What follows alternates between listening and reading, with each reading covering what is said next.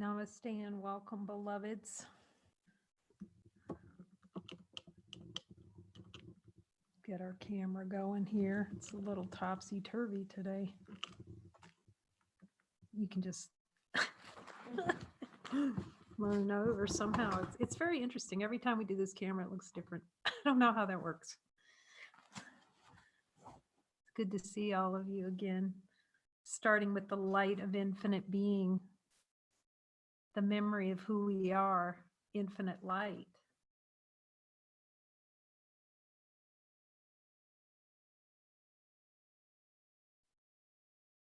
It's good to be reminded of that circumstance, that what's here is infinite.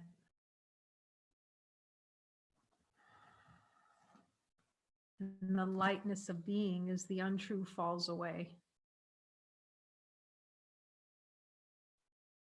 That's what all we're doing, is letting what's not true fall away. Like beings report, oh, I just feel so lightheaded. We're just feeling lighter, as the heaviness and all the weight of Atlas carrying the world around on his shoulders. You can ask Jesus about that. Jesus, if I've been carrying Atlas on my shoulders all this time, as a desired experience to carry a big old world on my shoulders, he says, what challenge is this for the infinite one?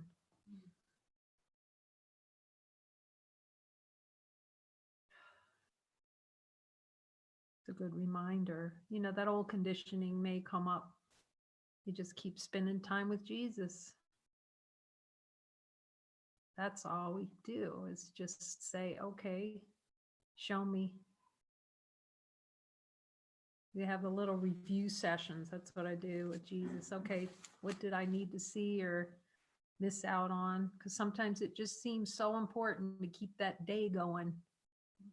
Even more important to talk to God. Let's ask him, is that anything in this day more important than the talk with God? That's a helpful reminder, Jesus. Thank you. Is anything more valuable than speaking as God? It was really beautiful. We were collaborating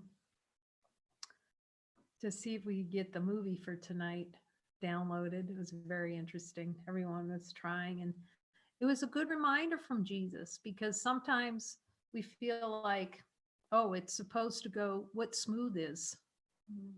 Let's ask him, Jesus, do I know what smooth is? You know, everything's going to be smooth and no, he's saying that's an idea. He says, you'll be smooth and let the bumps fall where they may. Just be infinite and let it just be totally unaware that there's a bump, he says. How helpful is that? Just totally clueless on bumps.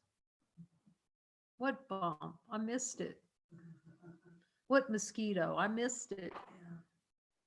You know. See that the light's not looking for bumps. The light just is. So we're really looking at the habit of looking for all the bumps and then making them some kind of, as he says, a Greek tragedy.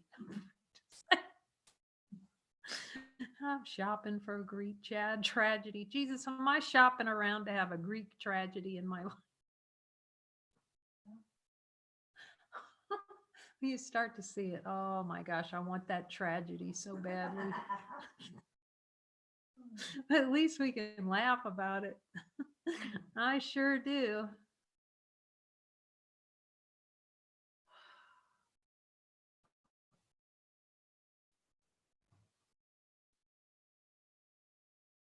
You know, and then it's avoidance of the assignment. Every which way but loose. Jesus, do I want to avoid with every which way of loose your assignments for me?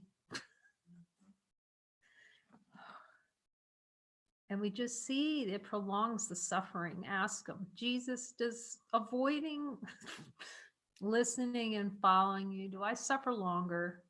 Here is the answer. Thankfully, he's still there. So we started going through the teacher's manual, the manual for teachers, and we were looking at 16. How should this teacher of God spend his day? He says, with me.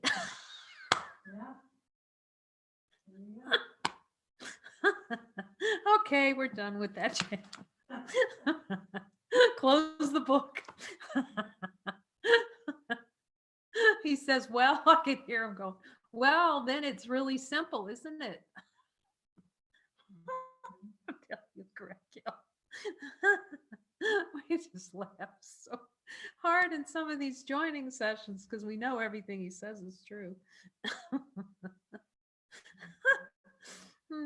You can never out one line Jesus, that's for darn sure. I know that by now.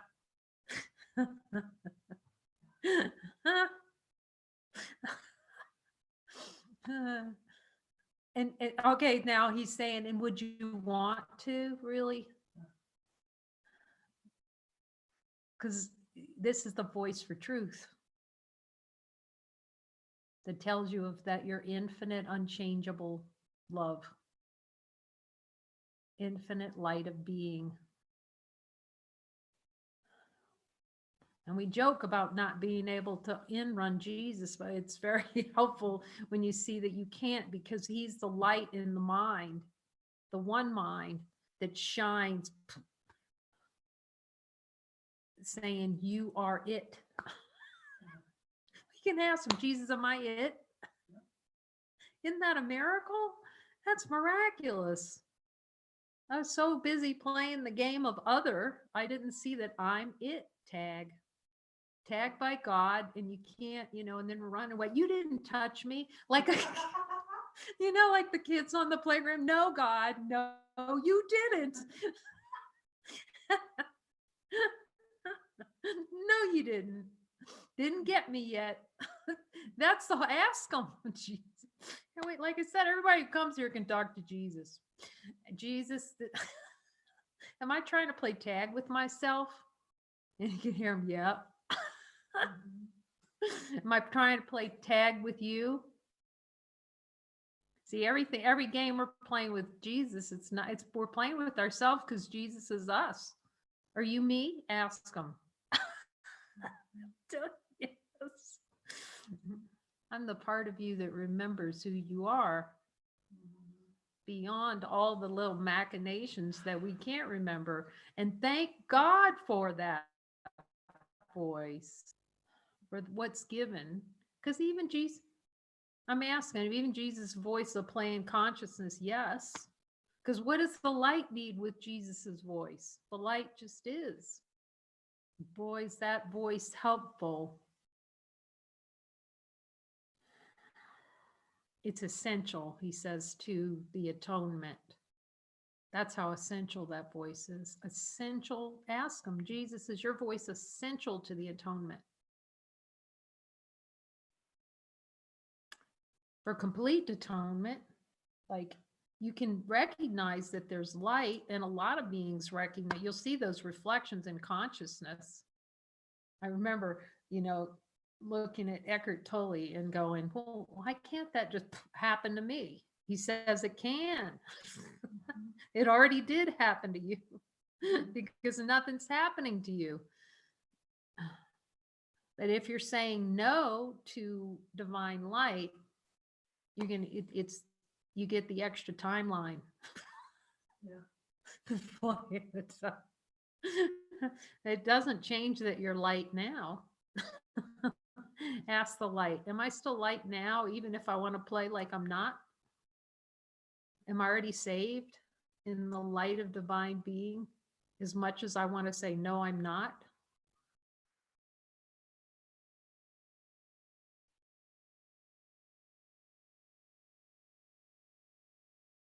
So that's the play. The play is saying, you didn't get me, God. You didn't tag me. Ask Jesus. He'll tell you, yep, that's it. Yes, Jesus, do I want to assert the power of God? He starts showing you like, oh, yes. But then you can laugh about it more. It gets funnier because you go, wait a minute, the light's still here. How can you start? That's ridiculous. He says, Jesus goes, that's my point exactly. Infinite light. Can that light ever be turned off? Infinite light? The light that lights everyone who's born. Drop every thought. Lesson 44, every thought. Let your mind rest as the light. Every thought, every feeling, every emotion, just drop it like a hot potato, Muji says. If it was a hot potato, you wouldn't be hanging on to that. Jesus reminded me, I asked him, it's like, can I drop all the thoughts? He says, yes. What are you keeping them for? He's saying that now. What are you keeping them for? That's a good question, Jesus. What are we keeping those thoughts for? He says you're keeping them so you can say no to yourself. Okay. Something to think about. He said, I love that. Muji says you can think about that, but not too much. Yeah. Don't think too much, he says. Yeah. Just see the light's not thinking at all. You look at divine light, infinite light of being. Does it have a little thought factory in there?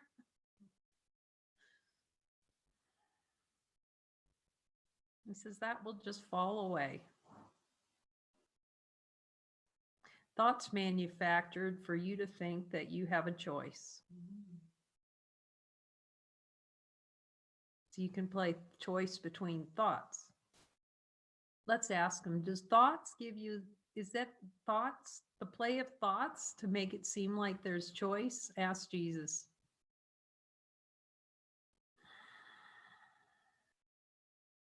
Ordering thoughts. You desire an experience of ordering thoughts where some thoughts are more important. That's the only way choice can occur, is if one thought is more important than another thought. Jesus is saying, see how much unhappiness is having ordered thoughts. You can ask him, Jesus, do I desire to order my thoughts? Is that causing me tremendous unhappiness? He says, that's why give all your thoughts to me. Don't interpret anything. I'm asking them. Yes, we ask. Oh my gosh, so much love comes back when we start talking to that voice. I mean, so much love. He says that's my only function, for you to see that thoughts are not true. They have nothing to do with you. Nothing. In the light of divine being and honesty of God, does a single thought have anything to do with the light? Does the light go collecting? It has a little net catching those thought catchers.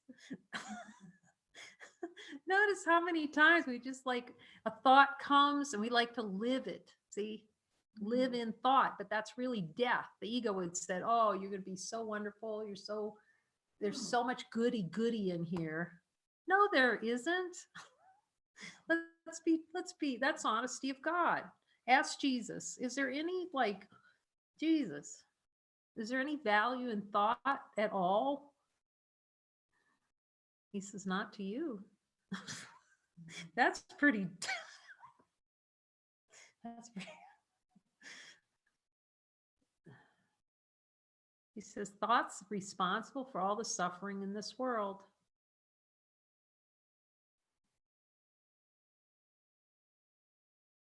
It's the way consciousness plays to say no to infinite without it being able to change infinite. It's the way consciousness has a little dream. You can ask him, Jesus, is this how consciousness has a little dream?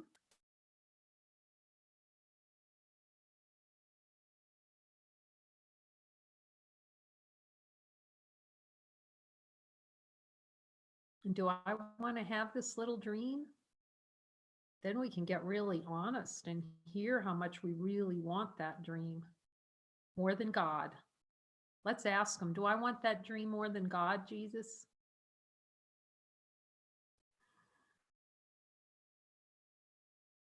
That's honesty of God, really, when we see, oh my goodness, yes, indeedy, I do want this dream more than I want God.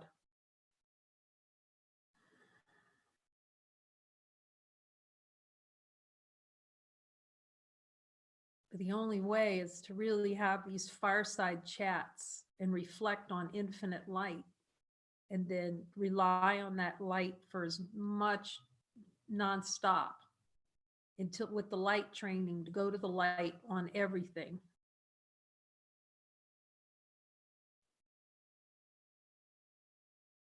Nothing too, I'm asking him, he's saying nothing too big, nothing too small.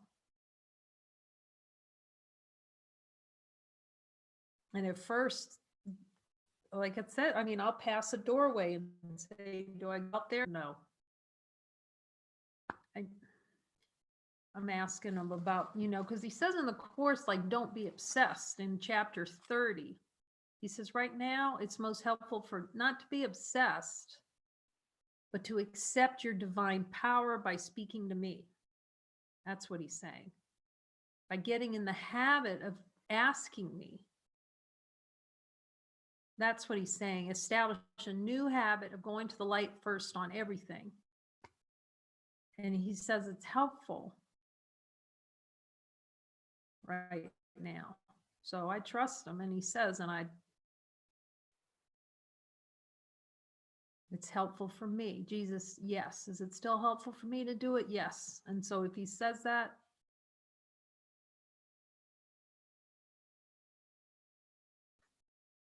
and you won't want to go to any other source anymore, because you know that's the only voice that loves you without limit.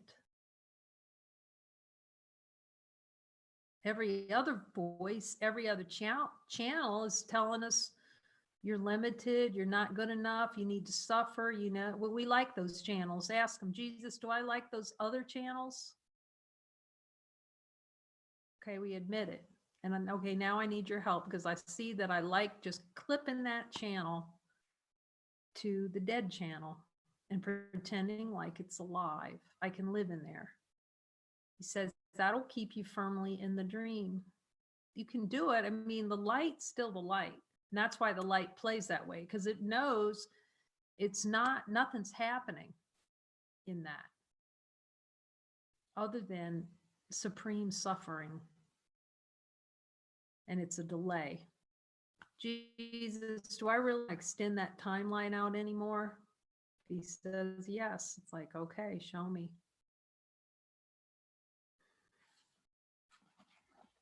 Now he was talking about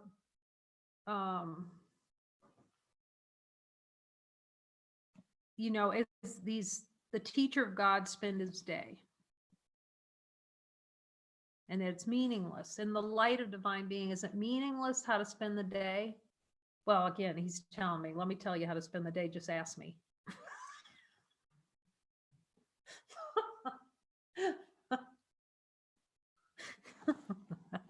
Okay, that's direct. That saves a whole chapter.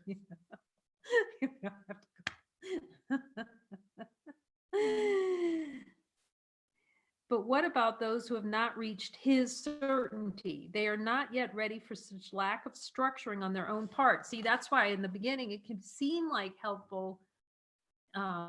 These places seemingly inform or given where there seems like there's structure to it. It's how the spirit can use structure to see where the ego fights against structure. It wants to create structure, the kind of structure it wants to create, like governments, and but then if like an environment, like, you know, either it could be like living miracles, it could be here, it can be any kind of like environment that's dedicated to truth, you know, where there's no sideways moves, so that all the old conditioning can be totally undone.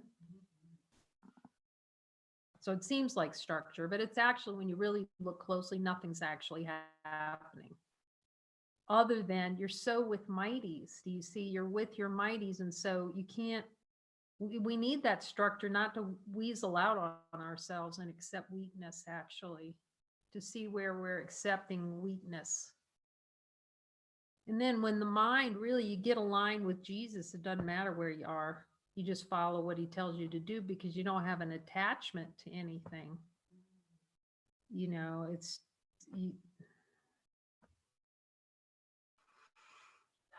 you're free. You're sitting in the lap of God where you've always been, but you're admitting it instead of saying, pulling up a sign, going, "No, don't want happiness." It's really deep spending time with Jesus, asking him, like, okay, so I really don't want happiness. I don't want to be the light, do I? And then he says, no, all right. I don't want miracles, do I? No, you don't. You know, and that's honesty. And then he can, okay, show me, oh, Jesus, I really don't want miracles. Not one of them. Not one miracle do I want. But see, that's the desire energy that will clear from consciousness when we're really honest.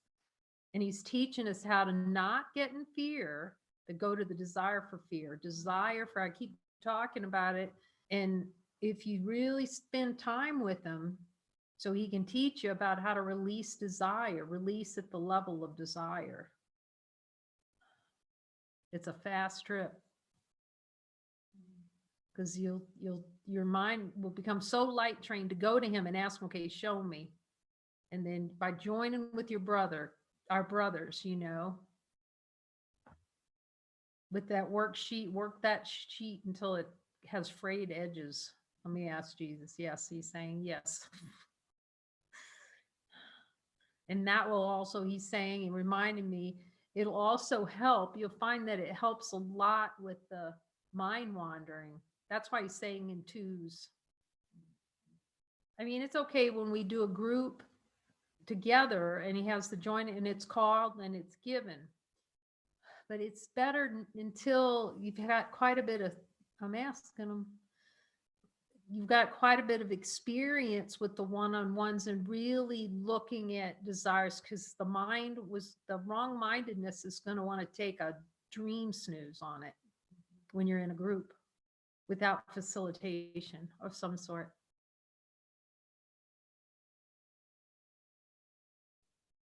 You'd see the mind, you know,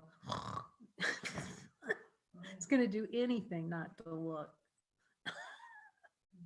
But when you really use that power of focus within consciousness with them, it'll burn through, really, it's going to burn out continents quickly. That energetic of desire to say no to ourselves. And he'll show us exactly, the surgeon, as we call him here. The surgeon will go in and show you what needs to be clipped out quickly.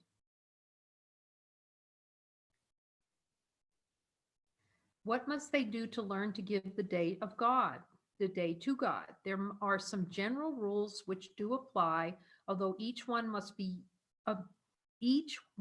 use them as best he can in his own way. And he's talking about routines as such are dangerous because they become goals. See, the ego is going to use everything. Beingness is completely spontaneous. When you're really lined up with source, you're just not planning anything. You're just loving and living life as totality. I'm just checking in. Is it yes? Make sure everything I'm saying is coming from the one who knows.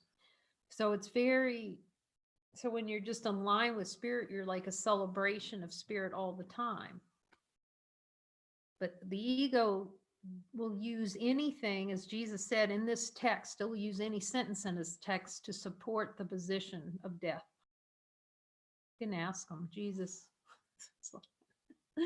does the ego have a tendency to use things in this book to keep itself alive? So that's why he's saying not to have too many routines. That's different. There's some structure where it's given by him. The structure that's given by Jesus is helpful because the ego will avoid looking. Broadly speaking, then, it can be said that it is well to start the day right. It is always possible to begin again should the day begin with error. That's so beautiful. Lisa Fair used to say that all the time. We begin again. That's just precious. What was so beautiful about that? It's like some of these things like bloom in your mind. And at first you're like, what you're rejecting it because that's what the ego does with everything. You ever have that? And then later on you go, oh, they were darn right. We begin again because God is always, we always could begin again, fresh. Because as we've spoken before, does Jesus have one rip about anything you've done up until this point? Does he care about it? Is he asking you to review your life history so he can tell you everything you went wrong? Well, no, but it may arise in consciousness because it's been suppressed, the desire for the experience, and then you can look at it with him. But see, he doesn't have, it's times when that's helpful, but he doesn't have a requirement for it. He says, just be with me now. You can be fresh as a daisy with him. That's what he's saying. I'm not checking into that. You can be fresh as a daisy with him all the time. That's what he says. Fresh as a daisy. Okay. Broadly speaking, then, it can be said that it is well to start the day right. It is always possible to begin again should the day begin with error. Yet there are obvious advantages in terms of saving time. At the beginning, it's wise to think in terms of time. This is by no means the ultimate criterion, but at the outset, it's probably the simplest to observe. The saving of time is an essential early emphasis. See, I noticed that I did not pay close attention to this sentence in this book at the beginning. The saving of time is an essential early emphasis which, although it remains important throughout the learning process, becomes less and less emphasized. At the outset, we can safely say that time devoting to starting the day right does indeed save time. How much time should be so spent? This must depend on the teacher of God himself. He cannot claim that title until he has gone through the workbook, since we're learning within the framework of our course. After completion of the more structured practice periods, which the workbook contains, individual need becomes the chief consideration. So, like, example here is I had gone through the course. It took quite a long time. Ego likes to restart it. But it can be helpful to just go through and really want to get the lessons within our level of capability. So I did not expect, like when he said in March, okay, you're going to be every day to, the course lessons in the morning. And, every day, 7 days a week since March. Then this is your assignment. And then you just say, okay, yes. So when we can hear him well enough, he just delivers out the assignments and then you go.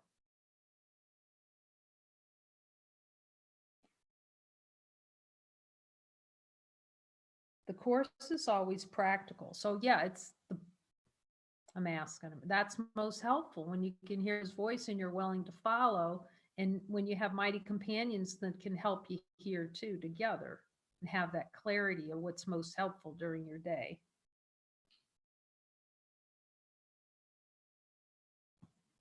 This course is always practical. It may be that the teacher of God is not in a situation that fosters quiet thought as he awakens. If this is so, let him but remember that he chooses to spend time with God as soon as possible, and let him do so.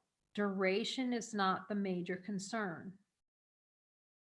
One can easily sit still for an hour with closed eyes and accomplish nothing. One can as easily give God only an instant, and in that instant join with him completely. That's the holy instant.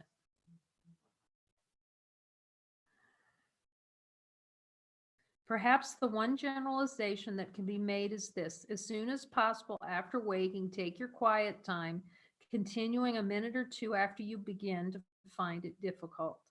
You may find that the difficulty will diminish and drop away. If not, that is the time to stop. So, what's beautiful about this is Jesus doesn't force anything. And he's saying now that the light training, you can spend more time because it's not a strain. And the resistance doesn't kick up. But we are following him to know, even in the joining sessions, or even like in the morning, we wake up at 6. And that wouldn't have been something, that wouldn't have been on my list for sure. Yet now I see the value of waking up, and the first thing is the mind's given over to Jesus. Okay, Jesus, show me. It's show me time. You start the day with Sean, there's just bubbling joy. I'm like giggling when I come into the session because I'm laughing when I come in the sessions. You spend that little time with the one who knows. The same procedures should be followed at night. Perhaps your quiet time should be fairly early in the evening if it's not feasible for you to take it just before going to sleep. It is not wise to lie down for it. And that's the same thing here with the meditations, like no lying down. I mean, you can kind of relax back, but because you snooze off, unless your mind's really, really onto the God track. You could stand on your head once your mind's already in the light track, and you're going to find God in there because you know you have the power to do it. And you won't fall asleep because you're going to want to be talking to him. And you see how helpful it is to talk to him every night. And I've told beings now, I'll wake up in the middle of the night and start talking immediately now. You know, the light training. So I'll start asking, okay, what do I need to see in the middle of the night? You know, just be right on it. Like eyes open. Okay. I'm even asking him, Jesus, ask him, Jesus, will you help me out? He's telling me I already am, but because we've asked, he says, I'm already helping you when you're sleeping. Rest, he says, rest easy. Aw. That's so good. Because we've given our whole hearts to him. We don't totally know what that means yet, but we're in. It is better to sit up in whatever position you prefer. Having gone through the workbook, you must have come to some conclusions in this respect. If possible, however, just before going to sleep is a desirable time to devote to God. That's really precious. Thank you for the reminder.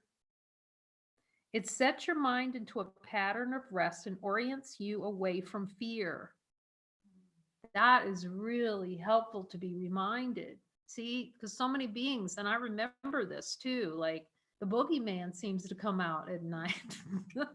You know, when you're little, right? You can have, I just a dream about these dark black skinny hands coming out from under the bed to get me. But it's hilarious too, because now I see it, that will play out. That's a game in consciousness, to be in fear at night. Again, I've mentioned that. That's why we have the 24/7 joining. And in a number of beings go, what can I do? It's like 4 a.m. here in the US. Well, we have European mighties 6 hours ahead, 7. They're ready to rock when it's 4 o'clock in the morning here. So hit the button.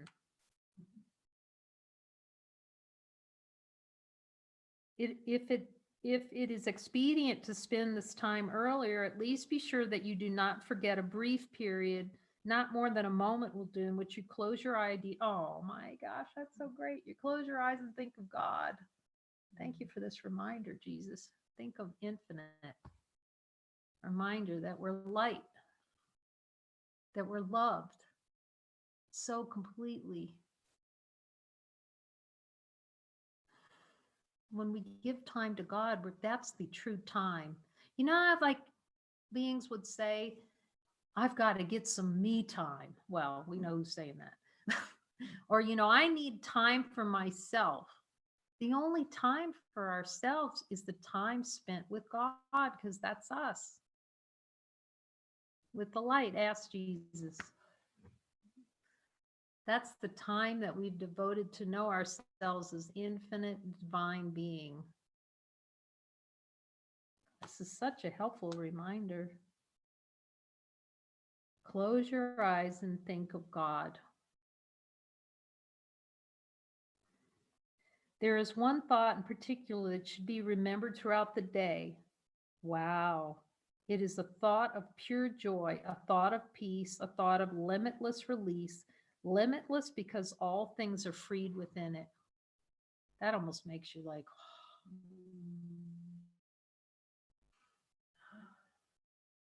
the recognition of the holy instant, all the light there is, just shining and shining. I love that about going emoji, because that's the whole focus, is focus on that. You give your mind over to infinite light. He says that's helpful. And also it's helpful for the speed to see where you don't want to be light. Those things coming together is the fastest means. All things are freed within it. In the light of divine being and honesty of God are all things freed in the light that's here. Get a little love cuddle. You think you made a place of safety for yourself. You think you made a power that can save you from all the fearful things you see in dreams. It is not so. Your safety lies not there. What you give up is merely the illusion of protecting illusions. And it is this you fear, and only this. See, we fear, the fear is the illusion itself. So we make up this idea of a personal identity so we can experience fear of ourselves. Ask Jesus. I was like, yeah, okay. That's why he says you need not fear. Be not afraid. Because it's all made up. How foolish to be afraid of nothing. Let's ask the light. In the light of divine being, am I afraid of nothing? I love that too about Muji say it's nothing, nothing, nothing. That's why we're here, to inspire each other to go, look, you fear does not to, if you still believe in fear, don't go around and saying fear does not exist, because that's then a denial of the denial. You see how the ego will play? Fear is impossible. It'll be like a blustering. You see, it's not authentic. But once you've burned through a couple of levels with Jesus, well, he'll tell you, do I still believe fear exists, Jesus?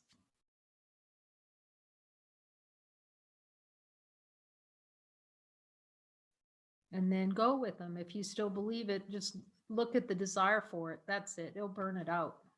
Once he burns through a couple of levels on that, it's like then you just see it's just looking at denials. And you'll just know in your heart, you can't be afraid. You'll play, consciousness will do its little sillinesses. But the light training will be so acute. It's like you won't get tilted anymore as easily. You mean something, I can't say really, but I know who to go to. And I know that anything that arises is a denial of light. And I know that if I look at it with Jesus at the level of denial, I can't be afraid. It's impossible. And that, I don't know, there's nothing more valuable than that, really. Instead of feeling like we're being attacked by the world and beat up by the world, to realize, no, it's just denial of divinity. And we do have divine power to cease to deny that we're denying divinity. Your defenses will not work, but you are not in danger. You have no need of them. Recognize this and they will disappear. Okay, so let's ask them. Jesus, do I desire an experience where I feel like I need defenses? Okay, can you help me with that? Any kind of residual defenses? Because if we want to keep them, they will hang out. Do I have any belief that I need defenses below my level of awareness? I'm willing to be shown. Any kind of belief defenses are helpful.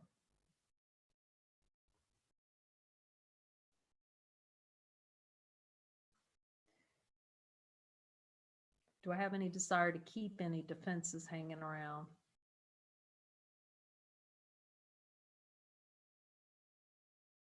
And only then will you accept your real protection. That is just, wow.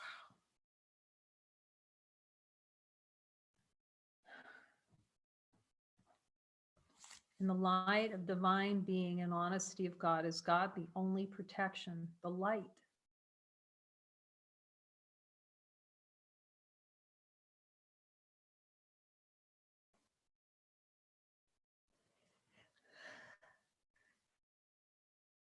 He says, see that defense, you're defending the undefendable. Does the light need to be defended? Is it like a little fortress that needs defense, or it just is? And see the futility of being defensive against the light. Defend. You can ask him, Jesus, is every defense an attempt to defend against the light? See, the ego plays like there's a defender and a defended. Wait, one who's defending and one's whatever that. One who's has to be defended. A fortress defended and then defense. It has to have two. When you see that there's only light and it's one, who's fighting in there? Who's defending in there? Then you realize, oh, holy smokes, I'm defending against seeing I'm already the light. That's very humbling. Then you can start to laugh with Jesus every time he showed you, oh, there's no one in there. There's nothing in there to defend against. Light doesn't know what defense is. And only then will you accept your real protection. How simply and how easily does time slip by for the teacher of God who has accepted his protection. How precious. Thank you, Jesus. Let's accept we're going to accept your protection today. You just get a little love cuddle on that. Be so tucked in by infinite love. I'm going to go to sit right before we go to sleep and just think of God and think of the love of our brother and all the mighties that have come to help us out. Oh my gosh, you start feeling so much love, so much gratitude. So we sing that song of gratitude of all the brothers who come to stand into the light with us. Amen. Thank you, Jesus.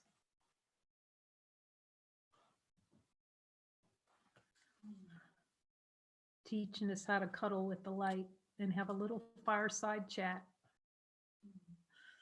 And that it's really very comforting to just go to that voice for everything. So tonight after the session, we put it out in the group.